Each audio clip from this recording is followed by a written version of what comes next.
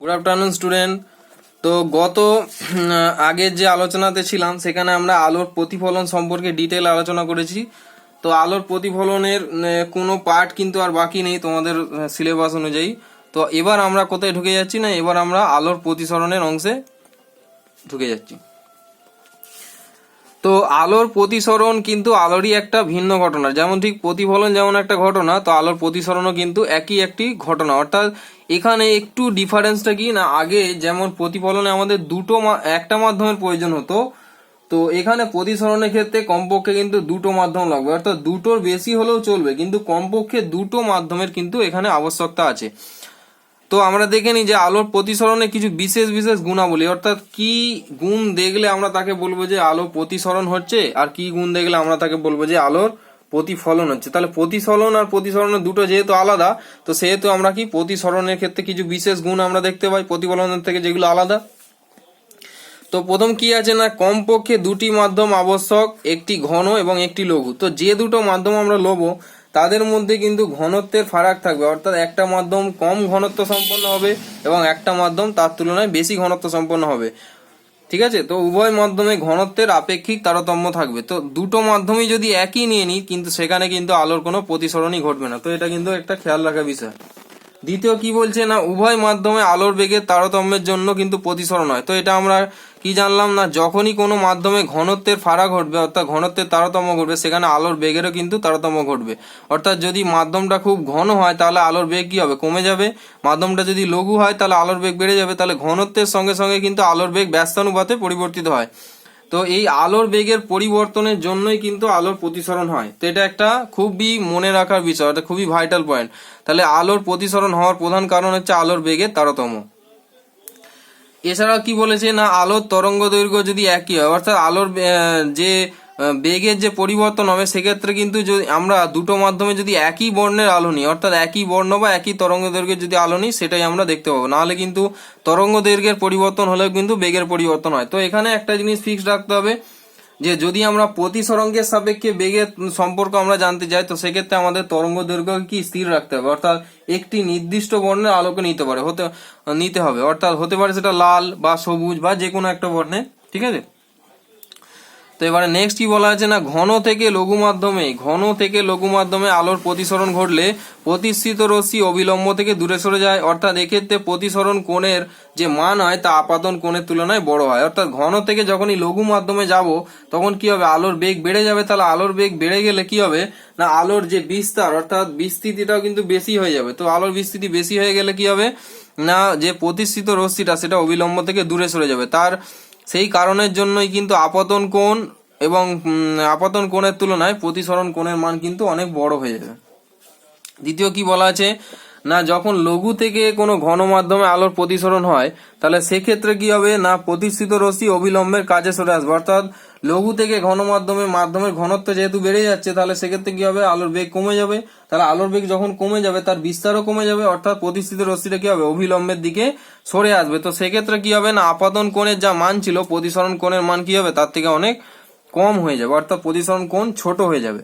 তারপরে কি বলা আছে না, মাধ্যমের ঘনত্ব অর্থাৎ রো যদি আমরা বাড়াই, তাহলে একই তরঙ্গ দৈর্ঘ্য বিশিষ্ট আলোক রশ্মির বেগ কি হবে, কমে যাবে। তাহলে তরঙ্গ দৈর্ঘ্য স্থির রেখে যদি আমরা কোনো মাধ্যমের ঘনত্বকে বাড়াই, তাহলে কি হবে, সেক্ষেত্রে আলোর বেগ কমে যাবে। তাই প্রতিসরণ কোণের মানও কিন্তু কম হয়। অর্থাৎ সেই কারণে কিন্তু ঘন মাধ্যমে আলোর প্রতিসরণ কোণের মান কিন্তু কম হয়। অর্থাৎ সেখানে I গ্রেটার দেন R, অর্থাৎ আপতন কোণের মান প্রতিসরণ কোণের মানের থেকে বেশি হয়। ঠিক উল্টোটা, যদি আমরা মাধ্যমের ঘনত্ব রো কমালে, অর্থাৎ মাধ্যমের যে ঘনত্ব সেটা যদি আমরা কমাই, তাহলে তার তরঙ্গ দৈর্ঘ্যকে স্থির রেখে অবশ্যই, তাহলে একই তরঙ্গ দৈর্ঘ্য বিশিষ্ট কোন আলোক রশ্মির বেগ কি হবে, বেড়ে যাবে। অর্থাৎ ঘনত্ব কমা মাত্রই কিন্তু আলোর বেগ বেড়ে যাবে। তাই প্রতিসরণ কোণের মান বৃদ্ধি পায়, অর্থাৎ I এর মান কিন্তু R এর তুলনায় অনেক ছোট হবে। অর্থাৎ এখানে প্রতিসৃত রশ্মিটা কিন্তু বেশি বিস্তার লাভ করবে। তো নেক্সট এখানে পাশে একটা ছবি দেখতে পাচ্ছ। তো এই ছবিটা তোমরা অলরেডি ইতিমধ্যে দেখে থাকবে বা অলরেডি ইতিমধ্যে ক্লাস 8-এ হয়তো পড়ে থাকবে। তো এখানে দেখো দুটো মাধ্যম, উপরে একটা মাধ্যম নিচে একটা মাধ্যম। উপরের মাধ্যমটা কি লঘু মাধ্যম, অর্থাৎ যার ঘনত্ব তৃতীয় মাধ্যম অপেক্ষা কম, অর্থাৎ এটা শূন্য মাধ্যম বা বায়ু মাধ্যম নিতে পারো। সাধারণত লঘু মাধ্যম হিসাবে আমরা কিন্তু শূন্য বা বায়ু মাধ্যমকে নিয়ে থাকি। এবং ঘন মাধ্যম হিসাবে যে কোনো মাধ্যম, জল, কাঁচ বা যে কোনো তরল বা গ্লিসারিন বা হীরক, যে কোনো মাধ্যম আমরা নিতে পারি, অর্থাৎ যেটা বায়ু বা শূন্য মাধ্যমের থেকে বেশি ঘনত্ব সম্পন্ন। তো এখানে দেখতে পাচ্ছ না, এখানে যখন লঘু মাধ্যম থেকে ঘন মাধ্যমে আলো প্রতিষ্ঠিত হচ্ছে, তো সেক্ষেত্রে দেখো যে আলো এই পথে আপতিত হচ্ছে, অর্থাৎ এ ও পথে আপতিত হলে তার ও বি পথে কিন্তু যাওয়ার কথা, অর্থাৎ যেটা ডটেড লাইন দেওয়া আছে, দেখো খুব ভালো করে, যেটা ডটের লাইন দেওয়া আছে, তো এই পথে তার কিন্তু যাওয়ার কথা, কিন্তু সে যাচ্ছে কোন পথে না ও বি ড্যাশ পথে, অর্থাৎ এটা তার প্রকৃত পথ, কিন্তু এটা তার প্রতিষ্ঠিত পথ, অর্থাৎ যে প্রকৃত পথে তার যাওয়ার কথা সেই পথ থেকে কিন্তু সে কিছুটা সরে গিয়ে অবিলম্বের কাছে ঘেঁষে গেছে। সুতরাং এক্ষেত্রে দেখতেই পাচ্ছ যে আয়ের মান যা ছিল, অর্থাৎ আপতন কোণের মান যা ছিল, আর এর মান কিন্তু তার থেকে কম, অর্থাৎ প্রতিসরণ কোণের মান তার থেকে অনেক কম। তাহলে এখানে যে গ্যাপটা হলো, তাহলে কতটা মান কমলো সেটাকে দেখো আরেকটা কোণ হিসাবে উল্লেখ করা আছে, এখানে ডেল্টা চিহ্ন দিয়ে মেনশন করা আছে। তো এই ডেল্টাটা হচ্ছে চ্যুতি কোণ, অর্থাৎ বিচ্যুত হয়েছে যতটা পথ, সেটা অবিলম্বের সাপেক্ষে বা আলোর যে প্রতিষ্ঠিত যে রশ্মির গতিপথ, সেই গতিপথের সাপেক্ষে প্রকৃত গতিপথের মধ্যে যে কোণ, তাকে আমরা কি বলছি, চ্যুতি কোণ। তো এই ক্ষেত্রে কি হবে, আই সমান হচ্ছে আর প্লাস ডেল্টা, অর্থাৎ আপতন কোণের মান প্রতিসরণ কোণ এবং চ্যুতি কোণের মানের যোগফলের সঙ্গে সমান, অর্থাৎ এখানে আমরা বলতেই পারি যে আই গ্রেটার দেন আর। তার কারণ হচ্ছে কি না row one less than row two, অর্থাৎ প্রথম মাধ্যমের ঘনত্ব দ্বিতীয় মাধ্যমের ঘনত্ব অপেক্ষা কিন্তু কম। আর এখানে কি আলোর বেগ, দেখো এখানে C1 এবং C2 যেটা মেনশন করা, যেটা হচ্ছে এই লঘু মাধ্যমে আলোর বেগ, আর এটা হচ্ছে কি ঘন মাধ্যমে আলোর বেগ, অর্থাৎ C1 গ্রেটার দেন C2। তাহলে যদি রো ওয়ানটা লেস দেন রো টু হয়, তাহলে C1 গ্রেটার দেন অবশ্যই C2 হবে। তার কারণ হচ্ছে লঘু মাধ্যমে আলোর গতিবেগ কি হবে, বেশি হবে তুলনামূলক ঘন মাধ্যমের তুলনায়। তো এখানে কিছু জিনিস উল্লেখ করা আছে, দেখো এখানে হচ্ছে এন এন ড্যাশ, অর্থাৎ এন এন ড্যাশ হচ্ছে কি অবিলম্ব, যেটা কাল্পনিক। তারপরে কি করা আছে না এ ও, ছবি অনুযায়ী তোমরা দেখবে এ ও মানে হচ্ছে কি, এ ওটা দেখো রশ্মি মেনশন করা আছে, তো এ ওটা হচ্ছে কি আপতিত রশ্মি, এবং ও বি ড্যাশটা হচ্ছে কি প্রকৃত প্রতিষ্ঠিত রশ্মি সদ, অর্থাৎ ও বি পথটা কি, ও বি পথটা হচ্ছে প্রকৃত প্রতিষ্ঠিত রশ্মি হওয়ার কথা ছিল, সেটা কি হতো, সদ হতো, কিন্তু অর্থাৎ ও বি ড্যাশটা তো সদ, তাহলে ও বি ড্যাশটা হচ্ছে কি না প্রকৃত প্রতিষ্ঠিত রশ্মি, অর্থাৎ যে পথ বরাবর সেই রশ্মিটা কিন্তু প্রতিষ্ঠিত হচ্ছে। আর ও বিটা, অর্থাৎ ও বিটা হচ্ছে কি আপেক্ষিক প্রতিষ্ঠিত রশ্মি, অর্থাৎ প্রতিষ্ঠিত রশ্মির পথ এটা কি অসৎ, অর্থাৎ যে পথে তার যাওয়ার কথা ছিল, ঠিক আছে, তো সেই পথটাকে আমরা কি বলছি, আপেক্ষিক প্রতিষ্ঠিত রশ্মি। তাহলে ও বি দে মেনশন করা আছে, এটা কি অসৎ। তারপরে কি দেওয়া আছে X X dash, X X ড্যাশটা হচ্ছে কি না এটা হচ্ছে বিভেদ তল, বিভেদ তল আমরা পাশে আলোচনা করেছি, তো এখানে যেটা এখানে রেড কালি দিয়ে মেনশন করা আছে। C1 হচ্ছে প্রথম মাধ্যমে আলোর বেগ, অর্থাৎ লঘু মাধ্যমে। দ্বিতীয় মাধ্যমে আলোর বেগ কত, C2, অর্থাৎ যেটা ঘন মাধ্যম। রো ওয়ান হচ্ছে প্রথম মাধ্যমের ঘনত্ব, রো টু হচ্ছে দ্বিতীয় মাধ্যমের ঘনত্ব। এ ও এন, অর্থাৎ এ ও এন এটা হচ্ছে কি আপতন কোণ, অর্থাৎ যেটা প্রথম মাধ্যমে যখন আপতিত হচ্ছে রশ্মি, সেটা অবিলম্বের সাপেক্ষে যে কোণ করেছে সেটা হচ্ছে এ ও এন আপতন কোণ। তারপরে কি লেখা আছে N dash O B dash, অর্থাৎ N dash O B dash, তাহলে প্রতিষ্ঠিত রশ্মিটা অবিলম্বের সঙ্গে যে কোণ করেছে তাকে কি প্রতিষ্ঠিত কোণ বলে, যার নামটা কি N dash O B dash, এর মান হচ্ছে আর। আর একটা কি আছে চ্যুতি কোণ, অর্থাৎ B dash O B, B dash O B, অর্থাৎ প্রকৃত প্রতিষ্ঠিত রশ্মি এবং আপেক্ষিক প্রতিষ্ঠিত রশ্মির মাঝখানে যে কোণ, অর্থাৎ যতটা কৌণিক সরণ হয়েছে সেটা কি ডেল্টা দিয়ে মেনশন করা হচ্ছে, তো এটা হচ্ছে কি বলা চ্যুতি কোণ। তো এবার আমরা দেখে নিই যে এই ছবিতে আলোচনা করার যে বিষয়গুলো সেগুলো আমরা একটু সংজ্ঞায়িত করি। তো প্রথম কথা হচ্ছে লঘু মাধ্যম কাকে বলে না, যে মাধ্যমের ঘনত্ব শূন্য মাধ্যমের ঘনত্বের তুলনায় ঘনত্বের কাছাকাছি, অর্থাৎ শূন্য মাধ্যম মানে কি আমরা জানি যেখানে কোনো প্রবাহী থাকে না, অর্থাৎ একদম শূন্য, অর্থাৎ ফাঁকা জায়গা। তো যে মাধ্যমের ঘনত্ব শূন্য মাধ্যমের ঘনত্বের খুব কাছাকাছি হয় তাদের কি বললো আমরা লঘু মাধ্যম, যেমন বায়ু মাধ্যম। ঘন মাধ্যম কাকে বলে, যে মাধ্যমের ঘনত্ব বায়ু মাধ্যমের সাপেক্ষে যে মাধ্যমের ঘনত্ব কি বায়ু মাধ্যমের সাপেক্ষে তার ঘনত্ব অনেক বেশি হয়, অর্থাৎ বায়ু মাধ্যমের সাপেক্ষে যে কোনো ঘন মাধ্যমকে আমরা কি বলবো ঘন মাধ্যম, যেমন কি জল বা কাঁচের মাধ্যম। বিভেদ তল কাকে বলে না, ঘনত্বের তারতম্য আছে এইরূপ দুটি মাধ্যম, অর্থাৎ দুটো মাধ্যমের ঘনত্ব আলাদা আলাদা, এরকম যদি দুটো মাধ্যমকে আমরা পাশাপাশি নিই তাহলে কি বলেছে না দুটি মাধ্যমের মাঝের কাল্পনিক স্পর্শতলকে বিভেদ তল বলা হয়। অর্থাৎ দুটি মাধ্যম মানে এই ছবিতে দেখো উপরে একটা মাধ্যম নিচে একটা মাধ্যম, এই দুটো মাধ্যম কিন্তু এই এক্স ড্যাশ বরাবর যে লাইনটা টানা আছে এই লাইন বরাবর কিন্তু পরস্পরকে স্পর্শ করে আছে। তাহলে এটা কিন্তু এদের বিভেদ তল, অর্থাৎ যে তল দ্বারা দুটো মাধ্যমকে আলাদা করা যায় সেটাই কিন্তু আমাদের বিভেদ তল হিসাবে বিবেচনা করা হবে। তারপরে যেটা মোস্ট ভাইটাল সেটা হচ্ছে কি চ্যুতিকোণ। চ্যুতিকোণ কাকে বলে না, মাধ্যমের ঘনত্বের বিভিন্নতার কারণে আলোর গতিবেগের তারতম্যের জন্য, তাহলে মাধ্যমের ঘনত্ব যদি বিভিন্ন হয় তাহলে আলোর গতিবেগের তারতম্য ঘটবে, অর্থাৎ আলোর গতিবেগ কমা বাড়া করবে। তারতম্যের জন্য প্রতিসরণের পর প্রতিসৃত রশ্মি তার প্রকৃত গতিপথ থেকে কিছুটা সরে যায়, অর্থাৎ প্রতিসৃত যে রশ্মিটা সেটা তার যে পথে যাওয়ার কথা ছিল সেই পথ থেকে কি হয়, সরে যায়, অর্থাৎ অবিলম্বের দিকে সরে আসতে পারে অথবা অবিলম্ব থেকে দূরে সরে যেতে পারে। তাহলে কি হয় না, গতিপথ থেকে কিছুটা সরে যায়। আলোর গতিপথের এই কৌণিক সরণকে কি বলা হয়, বিচ্যুতি বলা হয়। অর্থাৎ কৌণিক সরণ কেন বলা হচ্ছে না, এখানে কিন্তু একটা পয়েন্টের রেসপেক্টিভে কিন্তু এটা সরে যাচ্ছে, অর্থাৎ পুরোপুরি অংশটা কিন্তু প্লেসড হচ্ছে না, অর্থাৎ এই যে সিস্টেমটার কিন্তু পুরোপুরি সরণ হচ্ছে না, কেবলমাত্র একটা বিন্দুতে আটকে থেকে সে কিছুটা সরে যাচ্ছে। তার মানে কি এখানে বোঝাচ্ছে কৌণিক সরণ হচ্ছে। তাহলে এই যে কৌণিক সরণ, অর্থাৎ দেখতে পাচ্ছ যে ও বি ড্যাশ আর ও বি এর মধ্যে দেখো একটা ও বি পথে তার অরিজিনালি যাওয়ার কথা ছিল, কিন্তু সে যাচ্ছে কোন পথে, ও বি ড্যাশ পথে। তাহলে এদের মধ্যে দেখো ও বিন্দুটা কিন্তু কমন, তাহলে একই বিন্দুতে আটকে থেকে কিন্তু এরা সরে যাচ্ছে, অর্থাৎ একটা সাধারণ বিন্দু আছে কিন্তু এদের দুটো রেখা আলাদা, তাহলে দুটো যে ডাইরেকশন কিন্তু আলাদা। তো সেক্ষেত্রে কি এখানে আমরা কৌণিক সরণ বলবো। তাহলে এই যে কৌণিক সরণের নাম হচ্ছে কি বিচ্যুতি, অর্থাৎ তার প্রকৃত গতিপথ থেকে কি হচ্ছে, সে সরে যাচ্ছে বা বিচ্যুত হচ্ছে। তো একে আমরা কি বলি, বিচ্যুতি। এর ফলে তার প্রকৃত এবং প্রতিষ্ঠিত গতিপথে, তাহলে তার একটা প্রকৃত গতিপথ থাকার কথা এবং যে প্রতিষ্ঠিত গতিপথ, সেই দুটো গতিপথের মধ্যে যে কোণ উৎপন্ন হয় তাকে আমরা কি বলি, চ্যুতিকোণ। অর্থাৎ এখানে প্রকৃত গতিপথ কোনটা হওয়া উচিত ছিল, ও বি, এবং তার প্রতিষ্ঠিত গতিপথ কোনটা হচ্ছে ও বি ড্যাশ। তাহলে এদের মধ্যে যে কৌণিক কোণ তৈরি হচ্ছে অর্থাৎ কি ডেল্টা, তাহলে এই কোণটাকে আমরা কি বলছি না, চ্যুতিকোণ।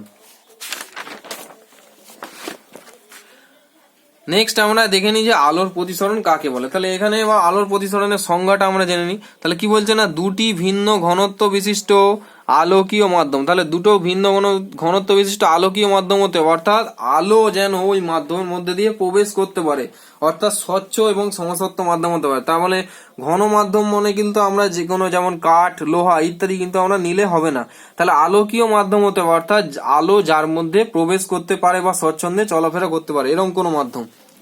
তাহলে দুটি ভিন্ন ঘনত্ব বিশিষ্ট মাধ্যমের বিভেদ তলে আপতিত আলোক রশ্মি প্রথম মাধ্যম থেকে দ্বিতীয় মাধ্যমে প্রবেশ করে, অর্থাৎ দুটো মাধ্যমের মধ্যে কোনো একটা মাধ্যমে আলো এসে পড়বে তো সেটাকে আমরা প্রথম মাধ্যম ধরবো, এবং যে মাধ্যম দিয়ে আলো নির্গত হবে সেটাকে আমরা দ্বিতীয় মাধ্যম ধরবো। তাহলে এখানে কি বলছে, আপতিত আলোক রশ্মি প্রথম মাধ্যম থেকে দ্বিতীয় মাধ্যমে প্রবেশকালে আলোর বেগ ও গতির অভিমুখের পরিবর্তন করে। তাহলে যখনই দ্বিতীয় মাধ্যমে সে প্রবেশ করবে, যেহেতু ঘনত্ব আলাদা সেহেতু বেগের কি হবে, পরিবর্তন হবে, এবং সঙ্গে সঙ্গে তার অভিমুখেরও পরিবর্তন হবে, অর্থাৎ আলো যে পথে আসছিল সেই পথ থেকে সে কিছুটা বিচ্যুত হয়ে অন্য দিক দিয়ে বেরোবে। তো আলোর অভিমুখের যে পরিবর্তন হয়ে দ্বিতীয় মাধ্যমে প্রবেশ করে, তাহলে আলো এই যে বিশেষ ঘটনাটা দেখায় একেই আমরা কি বলবো, আলোর প্রতিসরণ। তাহলে আরেকবার বলছি, দুটি ভিন্ন ঘনত্ব বিশিষ্ট আলোকীয় মাধ্যমের বিভেদ তলে আপতিত আলোক রশ্মি প্রথম মাধ্যম থেকে দ্বিতীয় মাধ্যমে প্রবেশকালে আলোর বেগ ও গতির অভিমুখের যে পরিবর্তন হয় এবং সেটা দ্বিতীয় মাধ্যমে প্রবেশ করে, আলোর এইরূপ ঘটনাকে কি বলে, আলোর প্রতিসরণ। তো এখানে দুটো জিনিস মনে রাখতে হবে, সেটা হচ্ছে কি না, যে কোনো তির্যক আপতনের ক্ষেত্রে, অর্থাৎ যে তির্যক আপতন বলতে সেটা বস্তুর সাপেক্ষে যেন লম্ব না হয়, অর্থাৎ এখানে আমি একটা ছোট্ট করে ছবি আঁকছি, দেখো এটা ধরো মনে করো একটা বিভেদ তল আর এটা মনে করো অভিলম্ব। তাহলে এমন কোন রশ্মি হবে যেটা কি না এই অংশ থেকে, অর্থাৎ এই যে বিন্দুটা দেখতে পাচ্ছ এটাকে যদি আমি আপাতন বিন্দু ও হিসাবে ধরি, তাহলে এই রশ্মিটা কিন্তু এর মধ্যে এরকম হেলে পড়বে, অর্থাৎ একটা নির্দিষ্ট কোণে পড়বে, কিন্তু সেই কোণের মানটা কখনোই কিন্তু 180 ডিগ্রি হবে না বা 0 ডিগ্রি হবে না বা কিন্তু 90 ডিগ্রি হবে না, অর্থাৎ কোনো লম্ব আপতন হবে না বা কোনো অনুভূমিক আপতন হবে না, তির্যক আপতন হবে, অর্থাৎ এইরকম লম্বালম্বি ভাবেও কিন্তু কোনো রশ্মি পড়বে না বা এরকম আড়াআড়ি ভাবে কিন্তু কোনো রশ্মি ঢুকবে না, ঠিক আছে। তো এই দুটো জিনিস বাদ দিয়ে বাকি তির্যক যে আপতন হয়, তাহলে সেই আপতনের ক্ষেত্রে কিন্তু আলো এই উপরিউক্ত ধর্মটা প্রদর্শন করে, অর্থাৎ কি হয় না, যখন এইরকম ভাবে আপতিত হওয়ার পর সে দ্বিতীয় মাধ্যমে প্রবেশ করবে তো সেক্ষেত্রে আলোর বেগ এবং অভিমুখ দুটোই কিন্তু একসাথে পরিবর্তিত হবে। কিন্তু লম্ব আপতন যদি হয়, অর্থাৎ তলের সঙ্গে, অর্থাৎ যে আমরা যে বিভেদ তল নিয়েছি সেই তলের সঙ্গে যদি 90 ডিগ্রি কোণে, অর্থাৎ কেমন হবে, তাহলে এটা যদি আমাদের বিভেদ তল হয় তাহলে কেমন ভাবে পড়বে, 90 ডিগ্রি অ্যাঙ্গেল, অর্থাৎ একদম খাড়া ভাবে, অর্থাৎ লম্ব ভাবে যদি কোনো তলের ওপর আলোক রশ্মি আপতিত হয় তাহলে সেক্ষেত্রে কি হয়, ওই যে পথ বরাবর সে আপতিত হয়েছিল সেই পথ বরাবরই নির্গত হবে, কোনো রকম ভাবে তার গতিপথ কিন্তু সরে যাবে না, অর্থাৎ কোনো রকম তার বিস্তার ঘটবে না, অর্থাৎ সে যেমন লম্বভাবে এসে পড়েছিল লম্বভাবেই নির্গত হবে। তাহলে এখানে কি একটা পরিবর্তন হচ্ছে না, এখানে আলোর গতিবেগের পরিবর্তন হয় কিন্তু আলোর গতিবেগের অভিমুখের কিন্তু কোনো পরিবর্তন হয় না, অর্থাৎ অভিমুখ তার যেদিকে ছিল সেই দিকে কিন্তু সে বজায় রেখেই কিন্তু নির্গত হবে। তাহলে প্রথম ক্ষেত্রে কি বললাম, আলোক রশ্মি যদি কোনো একটা কোণে তির্যক ভাবে এসে পড়ে তাহলে সেক্ষেত্রে আলোর গতিবেগ এবং অভিমুখ দুটোই পরিবর্তন হয় প্রতিসরণের পর, এবং যদি লম্বভাবে পড়ে অর্থাৎ লম্ব আপতনের ক্ষেত্রে কেবলমাত্র আলোর গতিবেগের পরিবর্তন হয় কিন্তু অভিমুখের কোনো পরিবর্তন হয় না। আলোর প্রতিসরণের সূত্রাবলী, তো আলোর প্রতিসরণের দুটো সূত্র আছে, যেমন প্রতিফলনের দুটো সূত্র ছিল প্রতিসরণেরও দুটো সূত্র আছে। প্রথম সূত্রটা কি না, আপতিত রশ্মি, প্রতিসৃত রশ্মি ও আপাতন বিন্দুতে দুই মাধ্যমের বিভেদ তলের উপর অঙ্কিত অবিলম্ব একই সমতলে থাকে। তো আমরা একটু আগের ছবিটাতে ফিরে যাই। তো এখানে আপতিত রশ্মি কোনটা, এ ও, আর প্রতিসৃত রশ্মি কোনটা, ও বি ড্যাশ, এবং আপাতন বিন্দু কোনটা, ও, এবং বিভেদ তল কোনটা, এক্স এবং এক্স ড্যাশ। দেখো এই ভালো করে এই যে পুরো অংশটা কিন্তু এটা কিন্তু বিভেদ তলের ওপরেই আছে, অর্থাৎ এটা বিভেদ তল ওই পার্শ্বে আছে, এটা বিভেদ তল এই পার্শ্বে আছে, কখনো কিন্তু বিভেদ তল থেকে ছেড়ে অন্য জায়গায় নেই। তাহলে যতগুলো আমরা যে আলোচনা করলাম অর্থাৎ আপতিত রশ্মি, প্রতিষ্ঠিত রশ্মি, আপাতন বিন্দু এবং অঙ্কিত অবিলম্ব, অবিলম্ব মানে এই যে দেখতে পাচ্ছ যেটা ও এন, অর্থাৎ যে কাল্পনিক লম্ব যেটা তলের সঙ্গে 90 ডিগ্রিতে রাখা আছে, তো এরা কিন্তু প্রত্যেকেই কিন্তু বিভেদ তলের ওপরেই আছে, অর্থাৎ একই সমতলে আছে। দ্বিতীয় সূত্রটা কি বলছে না, নির্দিষ্ট বর্ণের আলোক রশ্মি, অর্থাৎ নির্দিষ্ট যে কোনো একটি বর্ণ, যেমন লাল নীল, অর্থাৎ কি হবে সেটা একক বর্ণযুক্ত হবে, ঠিক আছে।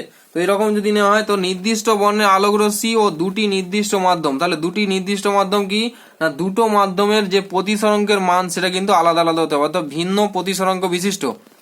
তাহলে একটি নির্দিষ্ট বর্ণের আলোক রশ্মি এবং দুটি নির্দিষ্ট মাধ্যমের ক্ষেত্রে আপাতন কোণের সাইন, অর্থাৎ সাইন তোমরা অলরেডি জেনে থাকবে যে সাইন হচ্ছে ত্রিকোণমিতিক, যে আমাদের যে পিথাগোরাসের উপপাদ্য আছে, কোনো যদি সমকোণী ত্রিভুজ আমরা নিই তো সেক্ষেত্রে হচ্ছে সাইন, কস, ট্যান, কোসেক, সেক, কট, এগুলো হচ্ছে সবই কিন্তু ওই পার্টিকুলার একটা কোণের ফাংশন, অর্থাৎ পার্টিকুলার কোণকে আমরা কিন্তু ইন্ডিকেট করি এই সাইন, কস ইত্যাদি ইত্যাদি দিয়ে। তো এখানে কোন উপাংশটা নেওয়া হয়েছে না, এখানে যে আপাতন কোণটা আমরা নেবো তারও সাইন উপাংশ এবং যে প্রতিসরণ কোণটা নেবো তারও সাইন উপাংশ, এদের দুজনের অনুপাত ধ্রুবক হবে। তাহলে আরেকবার বলছি আমি, নির্দিষ্ট বর্ণের আলোক রশ্মি ও দুটি নির্দিষ্ট মাধ্যমের, অর্থাৎ কেমন মাধ্যম হবে, ভিন্ন প্রতিসরাঙ্ক বিশিষ্ট। তাহলে দুটো নির্দিষ্ট মাধ্যমের ক্ষেত্রে আপাতন কোণের সাইন এবং প্রতিসরণ কোণের সাইন, এদের অনুপাত কি হবে, ধ্রুবক হবে। তাহলে এদের অনুপাত ধ্রুবক মানে এদের অনুপাত কিন্তু কখনো সমান নয়, অর্থাৎ এদের যে কোণের দুটো মান সেই দুটো মান কিন্তু কখনোই সমান হবে না। তাহলে এটা কিন্তু একটা বিশেষ বিষয়। এখানে কি বলা আছে, অনুপাত ধ্রুবক হবে, অর্থাৎ এখানে যদি বলি যে আপাতন কোণের মান 60 ডিগ্রি এবং প্রতিসরণ কোণের মান 30 ডিগ্রি, তাহলে প্রতি ক্ষেত্রে কিন্তু আপাতন কোণের মান 60 ডিগ্রি বা 30 ডিগ্রি এটা হবে না। তাহলে আপাতন কোণ আর প্রতিসরণ কোণের সাইনের যে অনুপাত সেটা যদি মনে করো আমার 2 বেরোলো, তাহলে কিন্তু আমরা যদি ফার্দার আমাদের ধরো এমন একটা আপাতন কোণ এবং এমন একটা তারপরে প্রতিসরণ কোণের সৃষ্টি হলো যার সাইনের মানও কিন্তু 2 বেরোলো, তাহলে এদের দুজনের অনুপাত, অর্থাৎ প্রথম ক্ষেত্রে অনুপাত 2, দ্বিতীয় ক্ষেত্রে অনুপাত 2, তো এরকম ভাবে অনুপাতটা যদি পরস্পর 2 2 2 2 করে বেড়ে একই থাকে তাহলে সেক্ষেত্রে আমরা কি বলবো, আনুপাতিক ধ্রুবক, অর্থাৎ তাদের অনুপাতটা ধ্রুবক, কিন্তু কখনোই কিন্তু পার্টিকুলার কোনো কোণের মান কিন্তু সমান নয়। তাহলে এখানে কিন্তু এটা একটা মনে রাখার বিষয়। তো এক্ষেত্রে কি না, আমাদের যে উক্ত তাহলে ধ্রুবক হলে কি হবে, তাহলে এখানে কি বলছে না, এই যে ধ্রুবক অর্থাৎ যেটা আমরা ধ্রুবক হিসাবে চিহ্নিত করছি এই ধ্রুবকটাও কিন্তু পরিবর্তনশীল, তবে এটা কি মাধ্যম বেসিসে, অর্থাৎ কি বলছে না, মাধ্যম দ্বয়ের আপেক্ষিক প্রতিসরাঙ্ক। তাহলে এই যে ধ্রুবকের মানটা এটা কি না, মাধ্যম দ্বয়ের আপেক্ষিক প্রতিসরাঙ্ক, অর্থাৎ এখানে কি বলছে না, যে আপেক্ষিক প্রতিসরাঙ্ক নিয়ে আমরা এতক্ষণ আলোচনা করছিলাম, তাহলে আলোচনা এখনো করিনি, অলরেডি আলোচনা করব আমরা নেক্সট ক্লাসে, তো এখানে কি বলছে না, তাহলে এই যে ধ্রুবকের যে মানটা, তাহলে এই যে যেটা আমি বললাম যে সাইন আই বাই সাইন আর, এই যে ধ্রুবকের মানটা এটা হচ্ছে কি না ওই দুটো মাধ্যমের আপেক্ষিক প্রতিসরাঙ্ক, অর্থাৎ যে দুটো মাধ্যম আমরা নিয়েছি আলোর প্রতিসরণ ঘটানোর স্বার্থে, তো সেই দুটো মাধ্যমের আপেক্ষিক প্রতিসরাঙ্ক। তো এই সূত্রটা কে দিয়েছিলেন? বিজ্ঞানী উইলব্রড স্নেল, অর্থাৎ বিজ্ঞানী উইলব্রড স্নেল এই সূত্রটা প্রথম দিয়েছিলেন বলে তার শর্ত বা তার নাম অনুযায়ী কিন্তু এই দ্বিতীয় সূত্রটা অর্থাৎ প্রতিসরণের দ্বিতীয় সূত্রটার নাম হচ্ছে স্নেলের সূত্র। তো পরীক্ষাতে স্নেলের সূত্র বলেও আসতে পারে। তো স্নেলের সূত্রের গাণিতিক প্রকাশ হিসাবে উনি যে একটা স্ট্রাকচার দিয়েছিলেন, তো সেটা আমরা এবার আলোচনা করিনি। দেখো এখানে পাশে একটা ছবি এঁকেছি, এখানে দেখো একটা ব্লক আছে, অর্থাৎ এটা একটা কাঁচের ব্লক বা কাঁচের একটা আয়তঘনক দেখতে পাচ্ছ। তাহলে কাঁচের আয়তঘনক যদি হয়, তাহলে কাঁচের যে যতটা অংশে এই আয়তঘনকটা আছে, অর্থাৎ আয়তঘনকের যতটা অংশ কাঁচ আছে, তাহলে এটা কিন্তু মাধ্যমটা কি অবশ্যই ঘন হবে, কারণ বাতাসের সাপেক্ষে কাঁচের ঘনত্ব অনেক বেশি হয়। তাহলে এখানে দুটো মাধ্যম নেওয়া হয়েছে, তাহলে একটা লঘু মাধ্যম একটা ঘন মাধ্যম। তাহলে এখানে প্রতিসরণের ক্ষেত্রে কোন নিয়মটা খাটবে না, লঘু মাধ্যম থেকে যখন রশ্মিটা ওই কাঁচের পৃষ্ঠের তলে যখন আপতিত হবে, আপতিত হওয়ার পর যখন দ্বিতীয় কাঁচ মাধ্যমে প্রবেশ করবে, তখন সেক্ষেত্রে কি হবে না প্রতিসরণ কোণের মানটা অভিলম্বের দিকে সামান্য ঘেঁষে আসবে। যেহেতু আমাদের ঘনত্বের পরিবর্তন হচ্ছে, ঘনত্ব বাড়ছে, তাহলে সেক্ষেত্রে কি হবে আলোর বেগ কমে যাবে, তাহলে কি হবে ঘন অভিলম্বের দিকে সরে আসবে। অর্থাৎ এক্ষেত্রে আপতন কোণের যা মান ছিল প্রতিসরণ কোণের মান কিন্তু তার থেকে কম হবে। তাহলে এখানে আলোচনাটা একবার দেখে নি। তাহলে এ ও হচ্ছে কি নির্দিষ্ট বর্ণে আলো রশ্মির আপতিত রশ্মি, অর্থাৎ এ ও আপতিত রশ্মি, এবং ও সি হচ্ছে কি প্রতিসৃত রশ্মি, এবং প্রথম মাধ্যমের প্রতিসরাঙ্ক কি μ1, দ্বিতীয় মাধ্যমের প্রতিসরাঙ্ক μ2, অর্থাৎ বায়ু মাধ্যমের প্রতিসরাঙ্ককে আমরা μ1 ধরেছি, এবং কাঁচ মাধ্যমের প্রতিসরাঙ্ককে আমরা কি ধরেছি μ2। তাহলে এখানে কি না μ1 লেস দ্যান μ2, অর্থাৎ প্রথম মাধ্যমের প্রতিসরাঙ্ক দ্বিতীয় মাধ্যমের প্রতিসরাঙ্ক অপেক্ষা কি কম। তাহলে এখানে কি বলছে না প্রথম মাধ্যমে আলোর বেগ c1, দ্বিতীয় মাধ্যমে আলোর বেগ কত c2, অর্থাৎ বায়ু মাধ্যমে আলোর বেগ c1, কাঁচ মাধ্যমে আলোর বেগ c2। তাহলে যেহেতু প্রথম মাধ্যমের প্রতিসরাঙ্ক কম, তাহলে প্রথম মাধ্যমে আলোর বেগ বেশি হবে, অর্থাৎ সেই সূত্র অনুযায়ী c1 গ্রেটার দ্যান c2। তাহলে প্রথম মাধ্যমে আলোর বেগ দ্বিতীয় মাধ্যম অপেক্ষা কি বেশি। এবং এখানে আপাতন কোণ দেখো, তাহলে এ ও n1, অর্থাৎ এখানে n1 না, এখানে n দিয়ে আমরা ধরি, তাহলে এ ও n ও n, তাহলে এ ও n এই যে কোণটা তৈরি হচ্ছে এটা হচ্ছে কি আপাতন কোণ। তাহলে এটাকে আমরা কি দিয়ে ইন্ডিকেট করি, আই দিয়ে। এবং এখানে যে প্রতিসরণ কোণ সেটা হচ্ছে কি n ড্যাশ ও এবং C, n dash O C, অর্থাৎ এটা হচ্ছে কি প্রতিসরণ কোণ।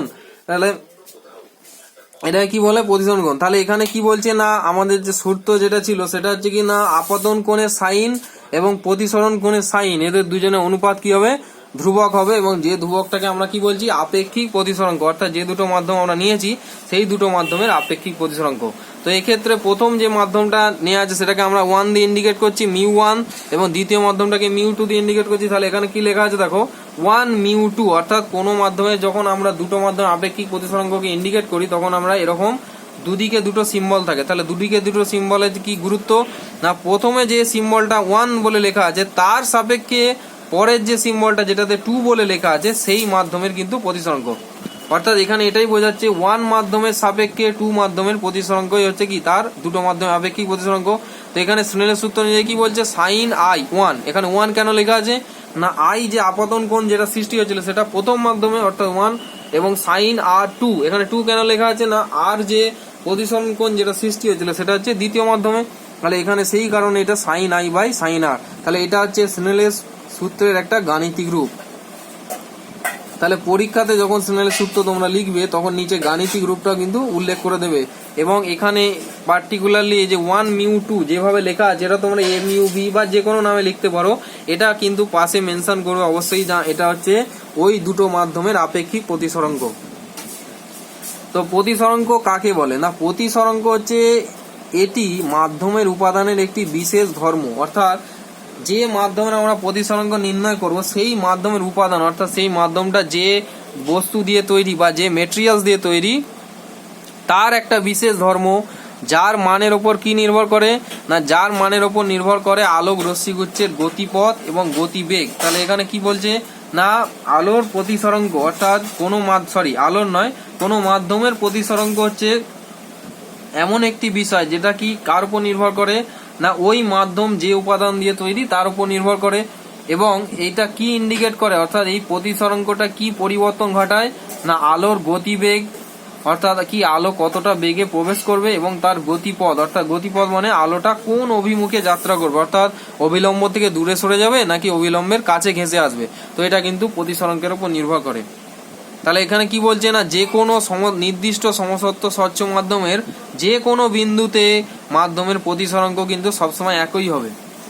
তাহলে উপরের ছবিটা আমরা যদি দেখে নিই, এটা হচ্ছে কাঁচের একটা ঘনক, আমি আগেই বললাম আয়তঘনক। তাহলে কাঁচের আয়তঘনকের এই যে ও বিন্দু যেটা আমরা নিয়েছি, এই বিন্দু ছাড়া যে কোনো স্থানে যদি কোনো একটা বিন্দুর সাপেক্ষে আমরা প্রতিসরণ ঘটাই, তাহলে প্রত্যেক ক্ষেত্রে কিন্তু আমরা সেম জিনিস লক্ষ্য করব। অর্থাৎ এটার মানে এটাই বোঝাচ্ছে না এই বিন্দুতে বা এই পার্টিকুলার অংশে ও বিন্দুর সাপেক্ষে এই কাঁচের যা প্রতিসরাঙ্ক, যদি আমরা অন্য অনেক বিন্দু নিই, অর্থাৎ এই কাঁচের তলের পৃষ্ঠে নিচে বা সাইডে যে কোনো স্থানে আমরা যতগুলোই বিন্দুতে আমরা এই প্রতিসরণ ঘটাবো, তাহলে সব ক্ষেত্রে কিন্তু প্রতিসরাঙ্কের মান একই পাবো। তার প্রধান কারণ হচ্ছে এটা একটা সমসত্ব মাধ্যম, অর্থাৎ কাঁচের উপাদান যেগুলো আছে সেই উপাদানগুলো কিন্তু প্রত্যেকটা স্থানে সমানভাবে বিস্তৃত হয়ে আছে।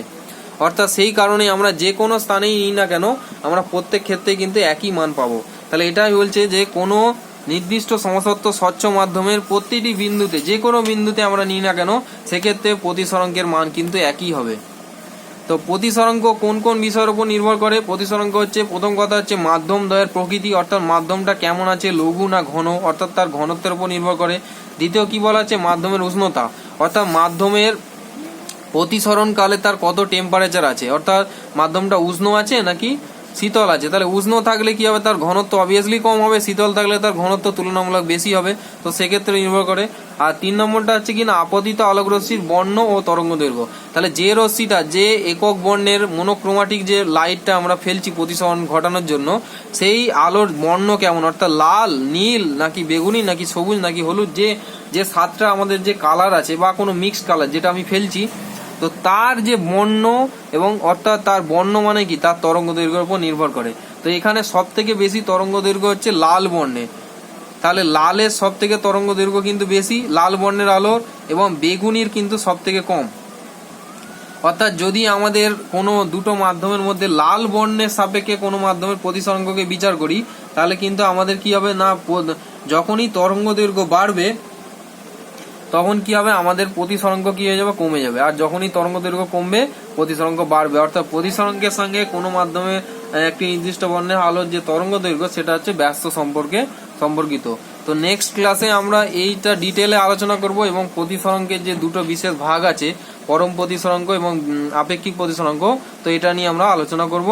তো আজকের ক্লাস এই পর্যন্ত থাক, তোমরা বাড়িতে এগুলো প্র্যাকটিস করবে। Thank you.